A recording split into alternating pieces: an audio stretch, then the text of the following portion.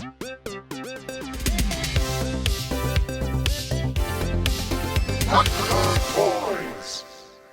everybody, Dave here. Hope you're having an awesome day. So this week we're talking bigbotbash, and I made this thing.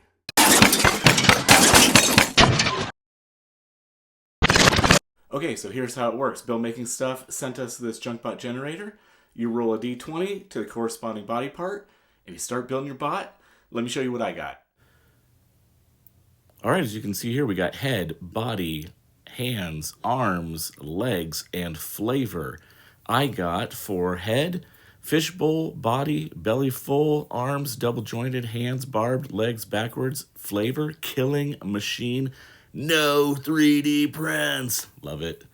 For the legs on this build, I actually did a complete video last week showing the scratch build process that I went through to make these legs and how I painted them up. So make sure to go and check that video out, because I feel like that is going to be a really nice video and a tool for people who are trying to build something from scratch and are maybe not sure exactly how to do it. So I'll leave a link for that below. For the body, I'm going to use the base of a Tic Tac container. These are the larger ones, but I got this huge scratch running through there, so I thought, man, it's not going to work. So I went and bought another container, and I got the fruity flavor here. And man, these things are really, really good. So here I am opening it up, and I better get busy. I got to eat all these things. Whew, all right.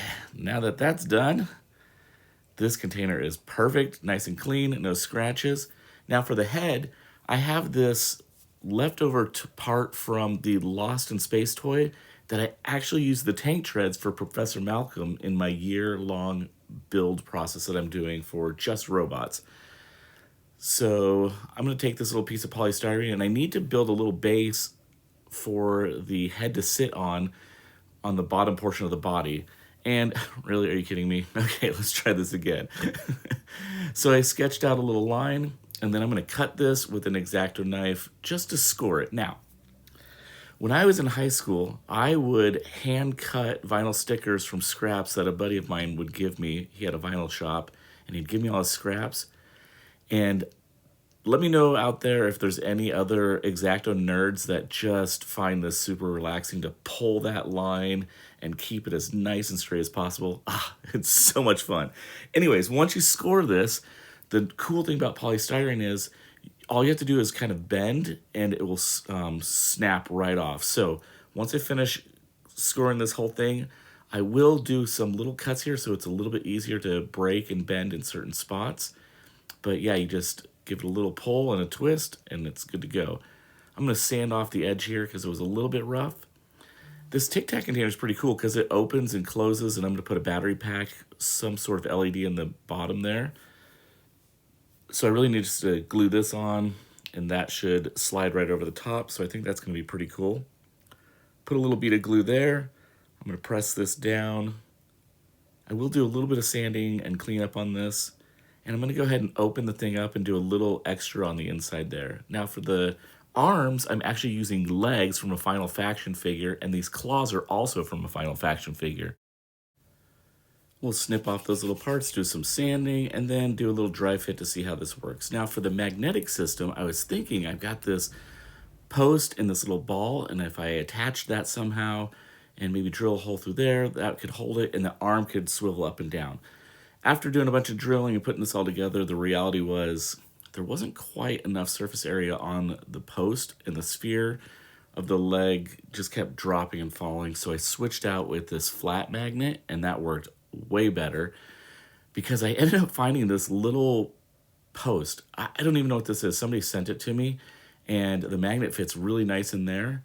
And I believe if I drill a little hole in the body, that should work pretty nice. This claw, I'm going to leave one hand fully open, but I wanted to close one. So this is the cool part about kit bashing and scratch building is you can modify even an existing part or a toy.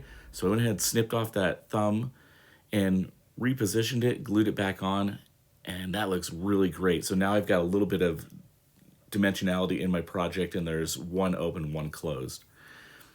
So I took the bottom portion of this container and I drilled some holes in it, and I made them crooked. Are you kidding me?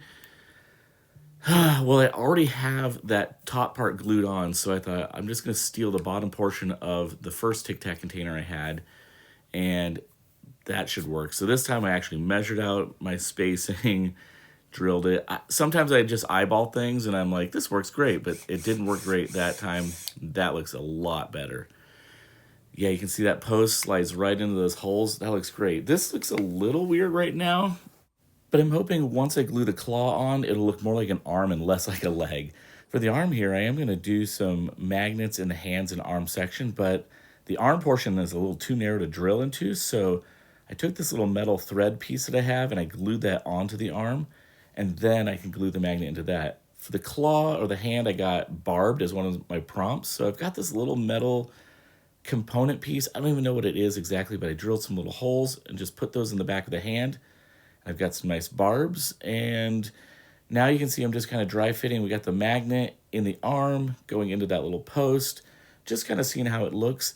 And it's kind of funny because it feels like the Star Wars character Sebulba. If you remember, he was the pod racer that walked on his hands and actually sabotaged Anakin. Anyways, I found this little light LED switch. It was from a little toy pack called Junkbots, and I got it on clearance, but it has a really cool LED, kind of like fiber optic line there. I think it's going to work perfect for the eyes. Now let's build out the top portion of this platform that the head is sitting on. It needs something that maybe wires can go into. So I'm just taking some little components. I'm going to drill some holes into the top portion of the head. I'll run wires down, maybe attach them into those little holes there, just to kind of build this out to give it a little bit more interest. I'm going to go ahead and drill two little holes that I can run the fiber optics through, because the fiber optics are actually going to drop down into the bottom portion, so I can actually open that up and turn it on and off. Putting a little bit of glue here. I did sand that so it sticks a little bit better, and we'll kind of get that into position. And now I've run my cables up through those little holes. You can see I've added those little threaded metal pieces. I'm going to add a little bit more in the front because it feels a little boring. This was actually kind of an accident, but it's probably one of my favorite parts of this build. Originally, I was just thinking I need to fill out this front part, but once I put the little metal piece there and I bent the wire around, I thought, oh my word, this is hilarious. It looks like these little wimpy robot arms that are going to be able to control these large claws that are on the outside of the body. And I think it looks so great. And again, that was kind of like a total accident, but you got to take those. Just drilling a little hole on the side there so I can put this polystyrene tube, and then I'm going to run that through the body. So I'm drilling my first hole, and then I'm going to get some really precise measurements with this amazing measurement tool, just a sticky note. And I'm just kind of aligning the top edge, and then I'll mark where the hole should be, drill that second hole, and that was for you adrenaline junkies out there. Hang on to those babies. Man, that was close. Running the polystyrene tube through, and then the legs will attach on there. Now I need to get rid of this Tic Tac logo. So I was thinking maybe I could make like a metal panel that covers the logo. It didn't quite cover it perfectly, but I still like this. So I'm going to go ahead and put 4 little dabs of glue. I'm going to put those little metal components on there, and this will actually lift the metal piece off of the body. I think it'll look pretty cool.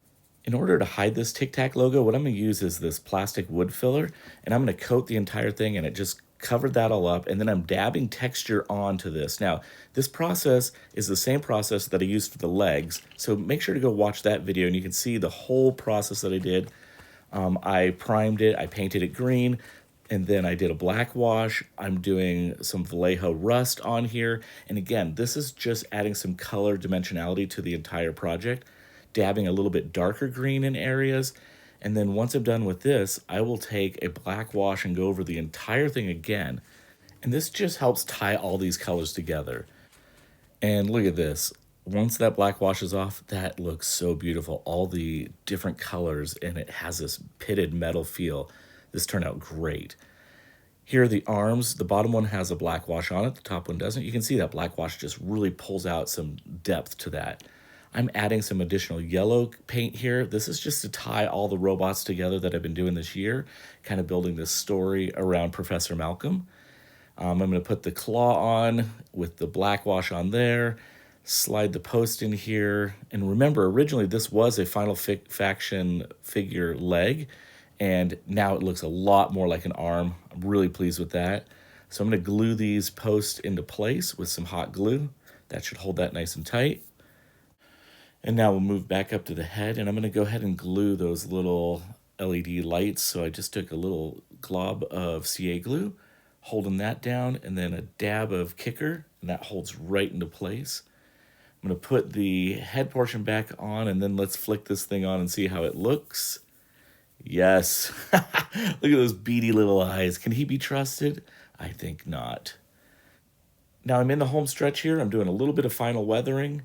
I've got that little metal panel. I was just kind of looking at it on there. I thought, it needs something a little bit more. So I have these water slide decals. Just adding those on there. And I'm going to weather this up a little bit more. And now it's time to just kind of put this whole thing together. Ooh, that's a good sound. I did build a diorama. I didn't do a complete video of this because I have other videos like this, so I'll leave some links for that below, but I think we're about ready to call this one finished. Okay, that was super fun and a really great challenge. I don't really use generators often, but this was awesome. I want to do a huge shout out to Bill Making Stuff. Thank you so much for the invite, and make sure you go check out the playlist. There are, last I checked, there was over 20 amazing videos of artists that have made incredible robots, so go check them out. And if you're looking for this Junkbot Generator, go Google it. Just type in bigbotbash and maybe even Bill Making Stuff, and it'll pop right up and you'll find this. So go download it and go make a big bot. Bash it. And let's do some really quick run through of my robot and all the components and how the story comes together. We'll do some turnaround shots of this thing, and as always, it's a great day to be a toy nerd. Go bot a big bash bot. Introducing Comex 45. As a kid, his friends called him Fishbowl Head because it looked like he was in a fishbowl. He's got these little tiny, scrawny, wimpy arms, but don't be deceived. They will control these giant robot arms on the exterior of his body. Speaking of his body, it is filled with a green radioactive material that powers his internal components, but also acts as a venomous poison. His powerful robot arms are double jointed, allowing him great mobility and dexterity, being able to crush or grab anything he wants, anytime he wants. On his hands, you'll find 2 large barbs that will pump radioactive fluid into any victim that gets close enough to be stabbed or jabbed. For his legs, many have asked, are they backwards? Oh, don't be deceived. There's a reason for this. The reason, you ask? You don't need to know.